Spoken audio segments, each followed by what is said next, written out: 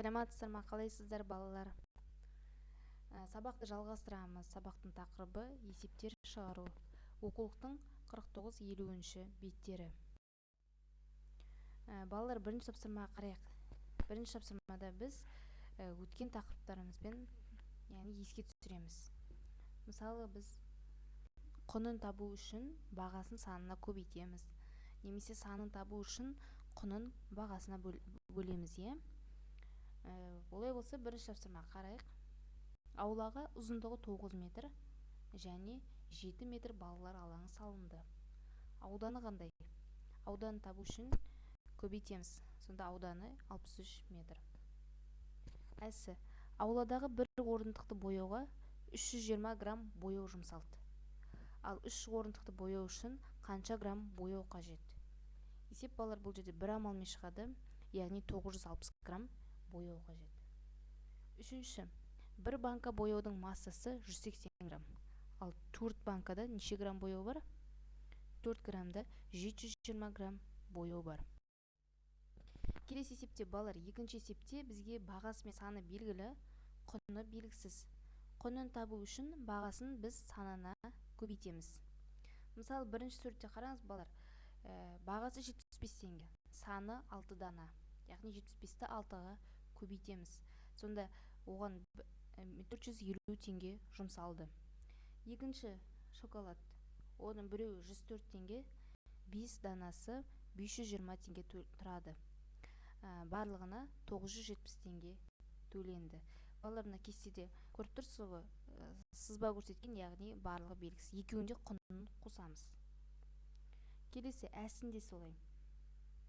Бір заттың массасы, яғни екі суретте белгілі. Мысалға, қаймақ 125 грамм болса, айран 250 грамм.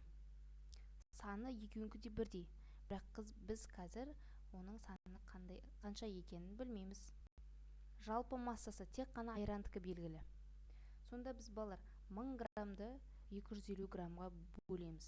Сонда саны 4, яғни 4 айран сатылған. Демек, саны бірдей болса, жоғарыда қаймақтың да саны 4. 125 граммды 4-ке көбейтеміз, сонда қаймақтың жалпы массасы 500 граммға тең. Келесі үшінші тапсырма. Ауладағы теннис ойнайтын үстелдің ауданы 192 квадрат метр. Ал егер ені 8 метр болса, онда үстелдің ұзындығы қандай? Ұзындығын табу үшін бұл жерде бөлеміз. Сонда ұзындығы 24 квадрат метрге тең екен. Төртінші тапсырма.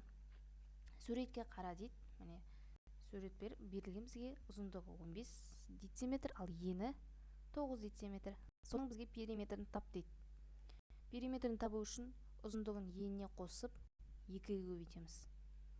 Сонда бұл жерде периметрі 48 дециметр, ал ауданы 135 дециметрге тең. Келесі 5-ші тапсырмада, балалар, бізге бағасы мен саны белгілі.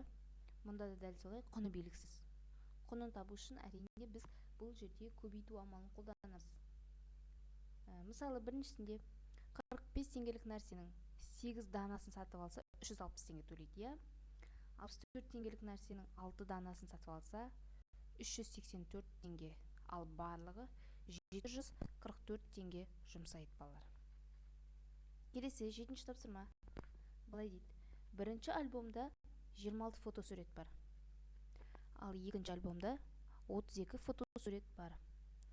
Зере екінші альбомнан біріншісіне бірнеше фотосуретті ауыстырды. Содан кейін альбомдағы фотосуреттердің саны тең болды.